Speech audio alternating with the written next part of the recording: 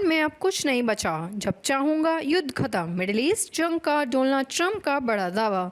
Trump ने कहा कि मौजूदा सैन्य कार्रवाई के बाद अमेरिका के लिए अब ईरान में निशाना बनाने के लिए कुछ भी नहीं बचा है। ईरान के विदेश मंत्री ने यूएन महासचिव एंटोनियो गुटरेस के बात कि मिडिल ईस्ट में जंग के बीच अमेरिका के राष्ट्रपति डोनाल्ड ट्रंप ने धमकी दी है कि वे जब चाहे ईरान को तबाह कर सकते हैं। ट्रंप ने कहा कि मौजूदा सैन्य कार्यवाही के बाद अमेरिका के लिए अब ईरान में निशाना बनाने के लिए कुछ भी बचा नहीं है। इजरायली और अमेरिकी अधिकारियों का कहना है कि वे ईरान में कम से कम 2 और हफ्तों तक हमले जारी रखने की तैयारी कर रहे हैं।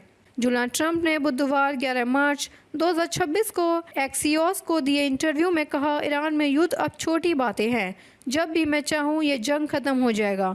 ट्रंप ने भले ही सार्वजनिक रूप से इस संकेत दिया है कि उन्होंने इस अभियान में अपने उद्देश्यों को काफ़ी हद तक हासिल कर लिया है, लेकिन अमेरिकी और इजरायली अधिकारियों का कहना है कि लड़ाई कब बंद होगी इस बारे में कोई आंतरिक निर्देश नहीं दिया गया है। ईरान को लेकर ट्रंप ने कहा वे मिडिल ईस्ट के बाकी हिस्सों पर कब्जा करना चाहते थे।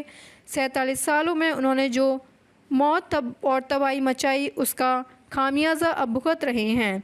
यह बदला है, वे इतनी आसानी से बच नहीं पाएंगे। पश्चिम एशिया में जारी संघर्ष के कारण ऊर्जा की कीमतों में भारी उतार चढ़ाव के बीच ईरान ने स्ट्रेट ऑफ हुर्मुज़ से कच्चे तेल और गैस से ट्रांसपोर्टेशन में आई बाधाओं के लिए अमेरिका को जिम्मेदार ठहराया है।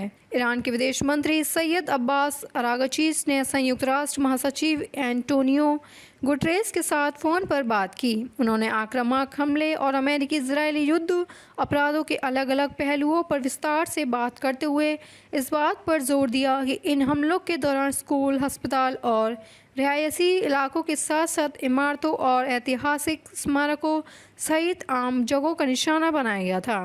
गुटरेस ने इलाके में झगड़ों को फैलने से रोकने और इसके मानवीय और सुरक्षा नतीजों को कम करने की कोशिशों की ज़रूरत का भी जिक्र किया।